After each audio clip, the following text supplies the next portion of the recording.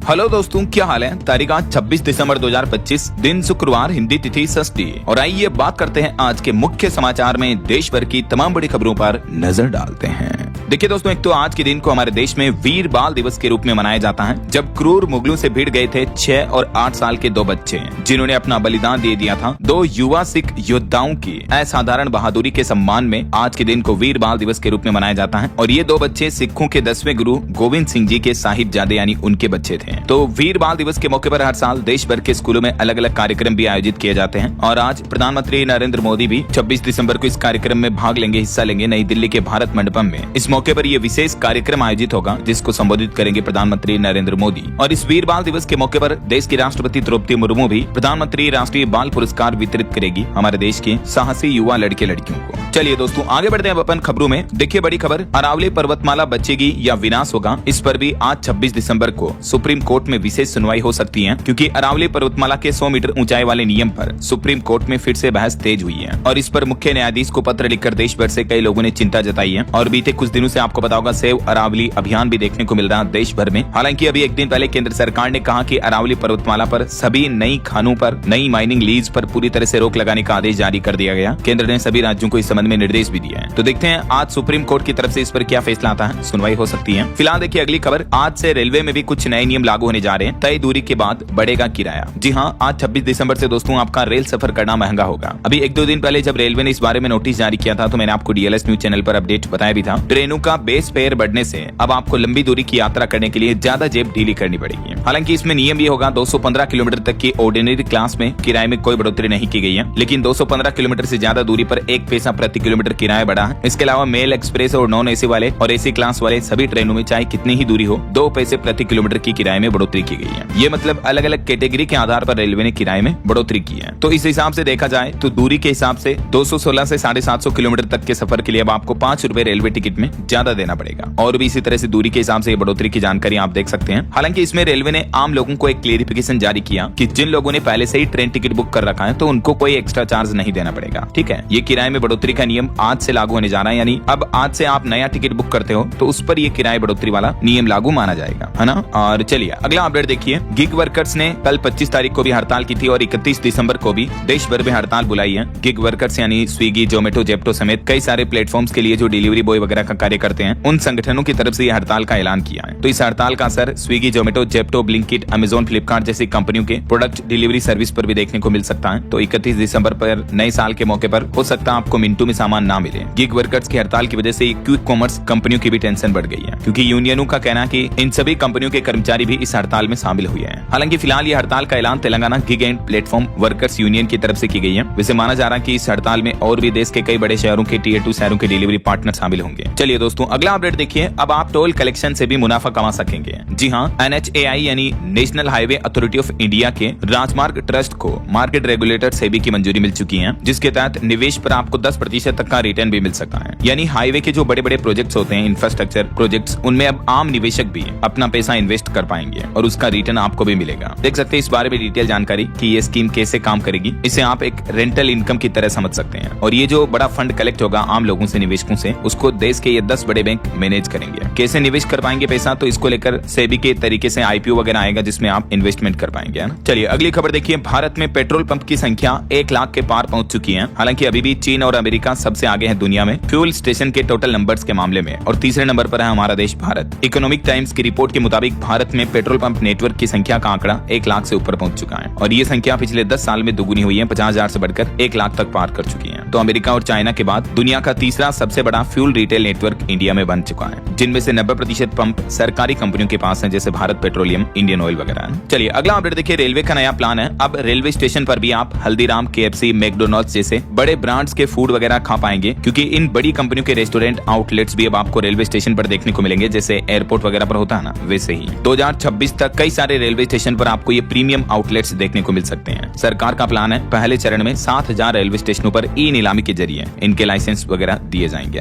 और वहीं खबर आ रही कि पोस्ट ऑफिस की बचत योजनाओं पर ब्याज दरें बढ़ाई जाती हैं या कम होती हैं, इस पर भी 31 दिसंबर को सरकार की तरफ से घोषणा की जाएगी। तो बता दूंगा मैं आपको अपडेट्स। फिलहाल देखिए अगली खबर। केंद्र सरकार ने आंकड़े जारी करते हुए कहा कि 2025 में भारत के वस्त्र क्षेत्र में यानी टेक्सटाइल इंडस्ट्री में अच्छी बड़ी सफलता देखने को मिली है। निवेश और निर्यात में भी शानदार बढ़ोतरी हुई है। एक्सपोर्ट भी बढ़ा है, यानी अमेरिका समेत दुनिया के कई देशों के भारी टैरिफ का असर भी टेक्सटाइल इंडस्ट्री पर इतना देखने को नहीं मिला है। चलिए अगली खबर देखिए दोस्तों। भारत ने एक और बड़ी उपलब्धि हासिल की है। K4 बैलिस्टिक मिसाइल का सफल परीक्षण किया, जो कि पनडुब्बी से 3500 किलोमीटर की रेंज तक मार सकती है, दुश्मन पर वार कर सकती है। 2 टन न्यूक्लियर पेलोड भी ले जा सकेगी ये मिसाइल। आखिरकार भारत ने बंगाल की खाड़ी में इस न्यूक्लियर पावर्ड सबमरीन INS अरिगाट से हाई रेंज वाली K4 बैलिस्टिक मिसाइल का सफल परीक्षण कर लिया है। अब भारत जमीन हवा के बाद समुद्र से भी परमाणु हथियार लॉन्च कर सकेगा और इस मिसाइल परीक्षण के साथ ही भारत के न्यूक्लियर ट्राइड को बड़ी मजबूती मिली है। इसके साथ ही भारतीय सेना की ताकत और बढ़ने वाली है, क्योंकि भारत को एक और शक्तिशाली मिसाइल आकाश NG भी मिली है। 60 किलोमीटर इसकी मारक क्षमता है। ये 96% स्वदेशी सामग्री से निर्मित है, यानी पूरी लगभग मेड इन इंडिया मिसाइल है, जिसका भी सफल परीक्षण हो चुका है। और वहीं भारतीय अंतरिक्ष एजेंसी इसरो के LVM-3M6 की सफलता पर भी देश ने मनाया जश्न। उपराष्ट्रपति और मंत्रियों ने भी इसरो को बधाई दी। चलिए अगला अपडेट देखिए। सरकार का प्लान है दोस्तों, मिडिल क्लास के लिए 1 लाख मकान बनवाएगी सरकार। जो प्रधानमंत्री आवास योजना के अटके प्रोजेक्ट हैं, उन पर भी 15,000 करोड़ रुपए खर्च किए जाएंगे। सरकार ने ऐसी सभी परियोजनाओं के लिए ये फंड देने का ऐलान भी कर दिया है और नए साल 2026 में मिडिल क्लास के लिए आपको अच्छा खासा इस योजना का फायदा देखने को मिलेगा। चलिए अगली खबर देखिए। FSSAI ने एक बड़ा फैसला लिया कि किस पेय पदार्थ को कहेंगे चाय और किसे नहीं। तो माना जा रहा है कि इस फैसले के बाद herbal tea, flower T, green tea, इस तरह की चीजों के नाम भी बदल सकते हैं, क्योंकि भारतीय खाद्य सुरक्षा और मानक प्राधिकरण FSSAI ने चाय के शब्द को लेकर एक बड़ा स्पष्टीकरण जारी किया है। और सरकारी खाद्य एजेंसी FSSAI का कहना कि अब केवल वही पेय पदार्थ चाय कहलाएंगे जो कैमेलिया सिनेंसिस पौधे से प्राप्त होते हैं। बाकी अन्य इस तरह के पेय पदार्थों के पीछे जो टी शब्द का उपयोग किया जाता है, वो अब नियमों का उल्लंघन माना जाएगा।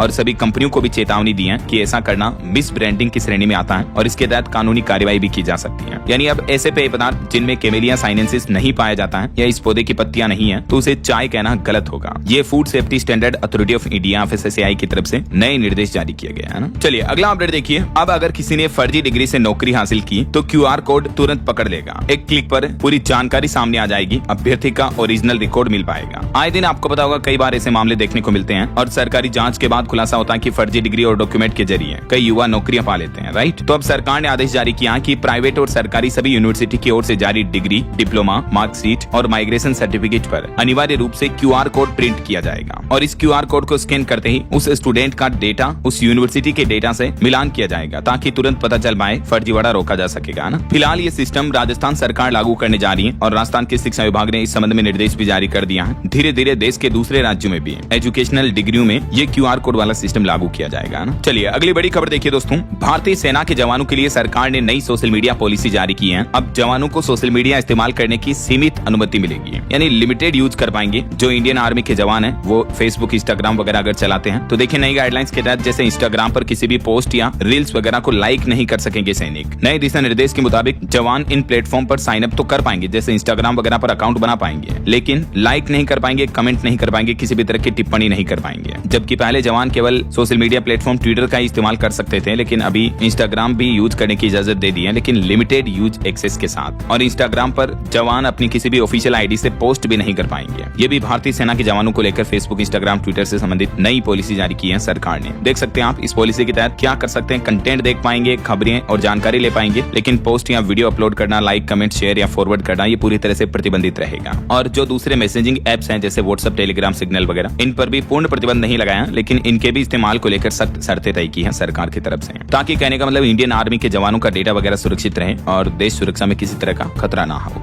चलिए अगला अपडेट देखिए दोस्तों। गोल्ड सिल्वर प्राइस पर एक बड़ा अपडेट सामने आ रहा, खास करके चांदी के भाव को लेकर। Popular book rich dad poor dad के जो मशहूर लेखक हैं, उन्होंने सिल्वर को लेकर एक बड़ी भविष्यवाणी की है और उन्होंने कहा कि लूजर मत बनो, अभी भी चांदी खरीद लो। 2026 में चांदी का भाव 3 गुना तक बढ़ेगा। उनका यह मानना है कि अमेरिकी डॉलर की घटती वैल्यू और महंगाई के कारण 2026 में चांदी के दाम $200 प्रति औंस तक पहुंच सकते हैं, यानी अभी के मुकाबले तकरीबन 3 गुना महंगी हो सकती है चांदी। वैसे इसी साल 2025 में ही चांदी ने डबल से ज्यादा रिटर्न दिया निवेशकों को, 137% तक रेट्स बढ़ गए हैं। बीते कुछ दिनों में ही चांदी कितनी ज्यादा बढ़ी, लगातार तीसरे दिन सोना चांदी दोनों ने नया ऑल टाइम हाई बनाया। अभी सोने का भाव 1,37,000 के लगभग चल रहा है, जबकि चांदी का रेट 2,18,000 रुपए प्रति किलो के लगभग चल रहा है। और MCX पर तो चांदी का दाम 2,30,000 के लगभग पहुंच चुका है 1 किलो सिल्वर का रेट। तो इस बीच कई लोगों को लग रहा है कि यार इतनी महंगी रेट में चांदी खरीदनी चाहिए या या नहीं, लेकिन कई सारे मार्केट एक्सपर्ट्स का यह अनुमान है कि नए साल 2026 में भी चांदी में ये बढ़ोतरी लगातार जारी रह सकती है ऐसा। और इसके पीछे कुछ बड़े कारण भी हैं, क्योंकि चांदी का इस्तेमाल इंडस्ट्रियल कॉर्पोरेट सेक्टर में होने लगा, सोलर प्लेट्स, इलेक्ट्रिक गाड़ियों वगैरह, इलेक्ट्रिक कंपोनेंट्स में, तो इस वजह से भी चांदी के रेट ज्यादा बढ़ रहे हैं। बाकी इस पर आपकी क्या राय है दोस्तों, कमेंट करके बताइएगा जरूर। और फिलहाल देखिए अगली बड़ी खबर, भारत अमेरिका के बीच व्यापार समझौते को लेकर भारत ने अमेरिका को सख्त हिदायत दे दी है। और इस ट्रेड वार्तालाप में भारत ने अमेरिका को फाइनल ऑफर दिया, कहा कि एक तो टैरिफ को 50% से घटाकर 15% करो, दूसरा रूसी तेल पर भी लगी पेनल्टी खत्म करो, तभी भारत अमेरिका के साथ व्यापार समझौता करने की सोचेगा। अभी दोनों देशों के बीच व्यापक द्विपक्षीय व्यापार समझौते को लेकर बातचीत चल रही है और इस बीच आखिरकार भारत ने अपना ये फाइनल प्रस्ताव रखा है, जिसमें भारत की तरफ से ये शर्तें रखी गई है। देखते हैं अब अमेरिका की तरफ से भारत के इस प्रस्ताव को माना जाता है या नहीं। फिलहाल देखिए अगली खबर दोस्तों, कैब कंपनियों के लिए भी सरकार ने कुछ नए नियम लागू कर दिए हैं। जैसे देखिए ओला उबर में अब महिलाएं चुन सकेंगी फीमेल ड्राइवर। इन एप्स में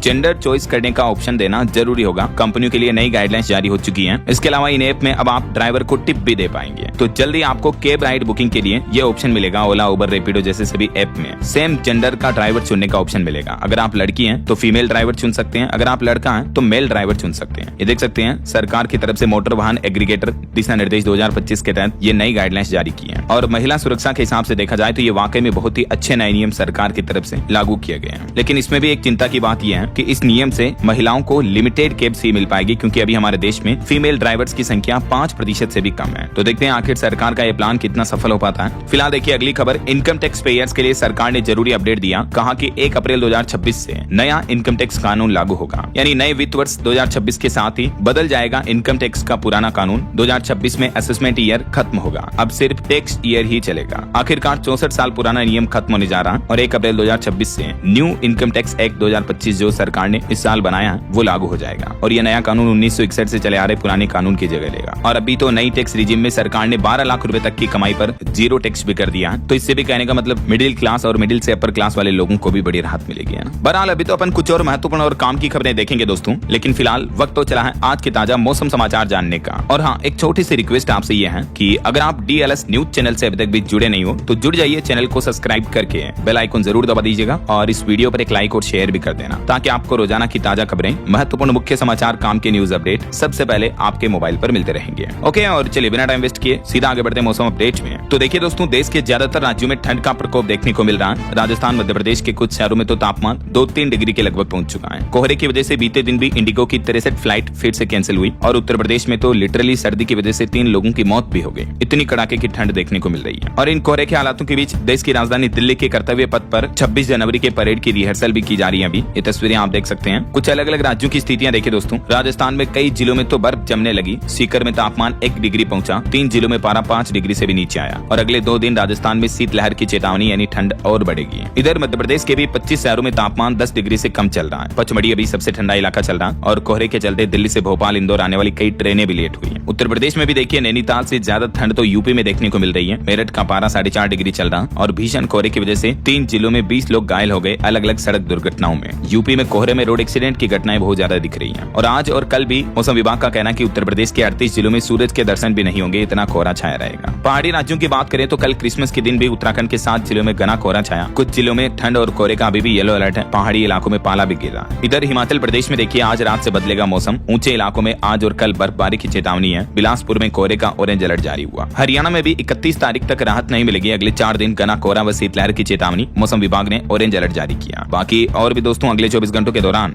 देश भर में मौसम की संभावित गतिविधियां क्या रह सकती हैं, जिसकी जानकारी आप देख सकते हैं स्क्रीन पर। अंडमान निकोबार और कुछ राज्यों में हल्की फुल्की बारिश हो सकती है। बाकी मध्य भारत, उत्तरी भारत के अधिकतर राज्यों में कोहरा छाने का भी अलर्ट है। और चलिए दोस्तों, मौसम के बाद कुछ मार्केट अपडेट्स पर नजर डाल लेते हैं। देखिए निवेशकों के लिए खबर आ रही दोस्तों, क्विक कॉमर्स जेप्टो कंपनी भी अपने IPO के पेपर फाइल करेगी आज सेबी के पास। अगले साल 2026 में कंपनी की लिस्टिंग हो सकती है। IPO के जरिए 4500 करोड़ जुटाने का प्लान है। वहीं अडानी ग्रुप ने 2023 से 33 कंपनियों को खरीदा। हिंडनबर्ग आरोपों के बीच 86,000 करोड़ की डील पूरी की अडानी ने। कहीं न कहीं देखा जाए तो हिंडनबर्ग की रिपोर्ट गलत ही साबित हुई है। अडानी की 5 कंपनियों ने तो इस साल 2025 में भी निवेशकों की झोली भर दी। 5 कंपनियों ने 36% से भी ज्यादा का रिटर्न दिया। और नए साल 2026 जिसमें 190 से भी ज्यादा कंपनियां आईपीओ लाने की कतार में हैं, जिसमें नेशनल स्टॉक एक्सचेंज, NSE और फोन पे जैसी फिनटेक कंपनियों के आईपीओ भी शामिल हैं। और वहीं देखिए बीते 5 दिन में 10% तक चढ़ा ओला इलेक्ट्रिक का स्टॉक भी। अब सरकार से भी ओला को 366 करोड़ रुपए मिले हैं, तो शेयरों में और तेजी दिख सकती है। चलिए मार्केट अपडेट्स के बाद आगे बढ़ते हैं खबरों में। देखिए बड़ी खबर, उत्तराखंड राज्य में CNG 15 रुपए और PNG 7 रुपए तक सस्ती होगी। मुख्यमंत्री पुष्कर सिंह धामी सरकार की कैबिनेट बैठक में ये प्राकृतिक गैस पर वेट टैक्स कम करने पर सहमति मिल चुकी है, मंजूरी मिल चुकी है। तो इस फैसले से राज्य भर में CNG PNG के दामों में गिरावट देखने को मिलेगी उत्तराखंड में, है ना। और वहीं खबर देखिए, कांग्रेस सांसद शशि थरूर बोले कि अवैध प्रवासियों पर जो सरकार एक्शन ले रही है वो सही है। अवैध तरीके से रहने वालों को बाहर निकालने का हक है, सरकार को अपना काम करने दें। देखिए दिल्ली सरकार ने भी अपने आंकड़े जारी करते हुए बताया, अवैध प्रवासियों पर दिल्ली पुलिस ने बड़ा एक्शन लिया, 2200 बांग्लादेशियों को भेजा उनके देश। पूरे साल अलर्ट मोड पर रही दिल्ली पुलिस,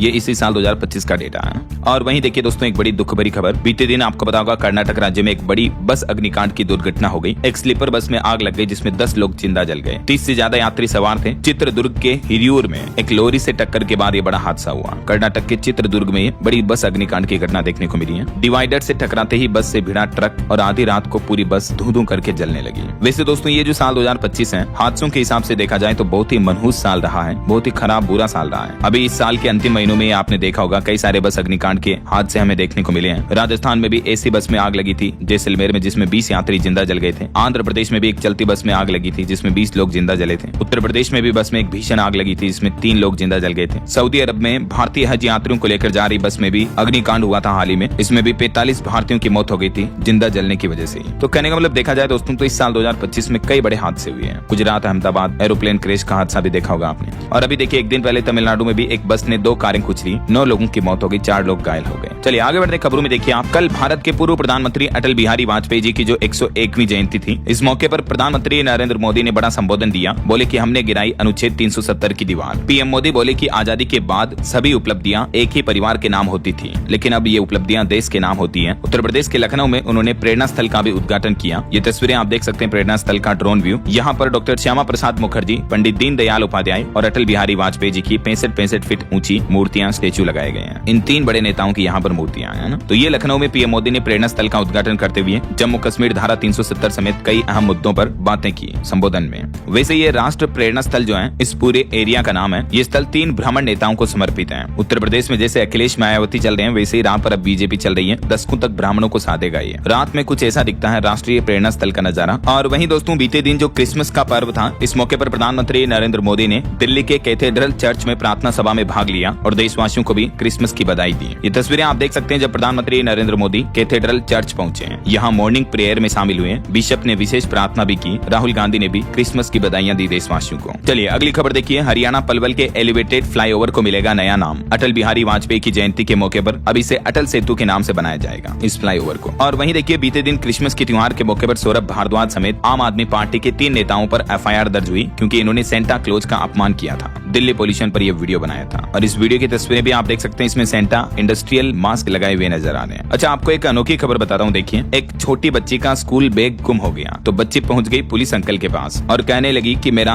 होमवर्क कैसे करूंगी, अब मेरा बैग ढूंढ कर ला कर दो। और पुलिस वालों ने भी इस बच्ची की बात को इतना सीरियस लिया कि 24 घंटे में बच्ची का बैग खोज कर वापस बच्ची को लौटा दिया। जी हाँ, ये कहानी आपको एक फिल्मी स्टोरी की तरह लग रही होगी, लेकिन हकीकत घटना है। मध्य प्रदेश के सुजालपुर का ये मामला है, जहाँ तीसरी क्लास की बच्ची की मासूमियत और पढ़ाई के प्रति लगन ने पुलिस का भी दिल जीत लिया। इसका गुम हुआ बैग ढूंढने के लिए एक खास टीम बनाई गई पुलिस कर्मियों की और आखिरकार CCTV फुटेज वगैरह खंगालते हुए पुलिस ने बैग ढूंढ निकाला। क्योंकि ये बच्ची क्या कि जिस टेम्पो में बैठी थी अपनी दादी परिवार वालों के साथ, उसी टेम्पो में बैग भूल गई थी। तो ये तस्वीरें आप देख सकते हैं, पुलिस वालों ने बैग ढूंढ कर वापस बच्ची को दिया। कितनी अच्छी क्यूट स्टोरी है ना। चलिए अगली खबर देखिए, नवी मुंबई एयरपोर्ट शुरू हो चुका है। पहली फ्लाइट को वाटर सैल्यूट दिया गया। इंडिगो विमान बेंगलुरु से पहुंचा था। अडानी ने यात्रियों का स्वागत भी किया, सेल्फी भी खिंचवाई। आखिरकार बीते दिन क्रिसमस के मौके से ही नवी मुंबई इंटरनेशनल एयरपोर्ट पर कॉमर्शियल फ्लाइट ऑपरेशन शुरू हो गया है। चलिए अगला अपडेट देखिए, बॉलीवुड एक्ट्रेस जानवी कपूर बनी न्यू बैलेंस की पहली भारतीय ब्रांड एम्बेसडर। ग्लोबल फैशन और फिटनेस में भारत की मजबूत मौजूदगी देखने को मिलेगी। वहीं खबर है, राजस्थान के मुख्यमंत्री भजन लाल शर्मा ने 539 करोड़ के विकास कार्यों का लोकार्पण किया और कहा कि शेखावटी की 600 हवेलियों को संरक्षित करेगी सरकार। इसके लिए जल्द ही नया कानून लाया जाएगा। सीकर फतेहपुर में ये मुख्यमंत्री ने बड़ी घोषणाएं की। वहीं नक्सलवाद पर बड़ी खबर देखिए दोस्तों, उड़ीसा राज्य में सुरक्षा बलों के साथ मुठभेड़ में 6 माओवादी यानी नक्सली ढेर हुए और इनमें एक नक्सली तो 1 करोड़ का इनामी था, नाम गणेश उइके, वो भी मारा गया। इसके समेत टोटल 6 नक्सली मारे गए। इस घटना पर गृह मंत्री अमित शाह बोले कि नक्सल मुक्त भारत की दिशा में एक महत्वपूर्ण मील का पत्थर है ये घटना। आखिरकार और 1 करोड़ का इनामी नक्सली भी एनकाउंटर में ढेर हुआ। उड़ीसा के कंधमाल के जंगलों में सुरक्षा बलों ने ये बड़ा एक्शन लिया और इन टोटल 6 नक्सलियों में 2 तो महिला नक्सली भी शामिल थी। चलिए अगली खबर देखिए। अमेरिकी रक्षा मंत्रालय की रिपोर्ट पर भड़का चीन और कहा कि भारत के साथ संबंधों में दरार डालने की कोशिश कर रहा अमेरिका। दरअसल अभी एक दिन पहले आपको पता होगा अमेरिका ने एक रिपोर्ट्स में भारत को चेतावनी दी थी और कहा था कि चाइना दोहरी चाल चल रहा है। एक तरफ दिल्ली से रिश्ते सुधारने की कोशिश कर रहा है और दूसरी तरफ पाकिस्तान को हथियार दे रहा है। तो अमेरिका की इसी रिपोर्ट पर चाइना ने आपत्ति जताई। और वहीं दोस्तों इंडिया यूएस डील से पहले भी यानी भारत अमेरिका व्यापार समझौते से पहले भारत ने एक और बड़ा फैसला लिया है। इंपोर्ट के नियमों को भी आसान कर दिया है। भारत ने अमेरिका के साथ प्रस्तावित व्यापार समझौते को ध्यान में रखते हुए अब इंपोर्ट क्वालिटी चेक प्रक्रिया को सरल करने का फैसला किया है। तो इन नए सुधारों से कागजी झंझट और निरीक्षण कम होंगे, जिससे दोनों देशों के बीच व्यापार और तेज और आसान होने की उम्मीद है ना। और खबर आ रही है अरावली बचाओ और मनरेगा बचाओ को लेकर कांग्रेस प्रदेश व्यापी जन जागरण अभियान निकालेगी। राजस्थान में 27 तारीख कल से ही विरोध प्रदर्शन होंगे अलग अलग जगहों पर। और पॉलिटिक्स से एक बड़ी खबर आ रही दोस्तों। राजस्थान सरकार एक और नया नियम भी लागू करने जा रही। अब पार्षद और सरपंच के लिए 10वीं पास होना जरूरी होगा। हालांकि इस फैसले पर अंतिम मुहर राजस्थान के मुख्यमंत्री भजनलाल शर्मा लगाएंगे, लेकिन फिलहाल इस प्रस्ताव के मुताबिक राजस्थान में अब अनपढ़ नेता नहीं लड़ सकेंगे पार्षद या सरपंच का चुनाव। कम से कम 10वीं पास होना जरूरी होगा। राजस्थान सरकार के 2 विभागों ने यह प्रस्ताव भेजा है। तो अब इस पर मुख्यमंत्री आखिर फैसला क्या लेते हैं। तो राजस्थान में अगले साल होने वाले पंचायती राज चुनाव में सरकार ये शैक्षणिक योग्यता लागू करने की तैयारी कर रही है ना। और वहीं राजनीतिक पार्टियों को दिए गए डोनेशन चंदे को लेकर भी खबर आ रही है कि राजनीतिक दलों को इलेक्टोरल ट्रस्ट से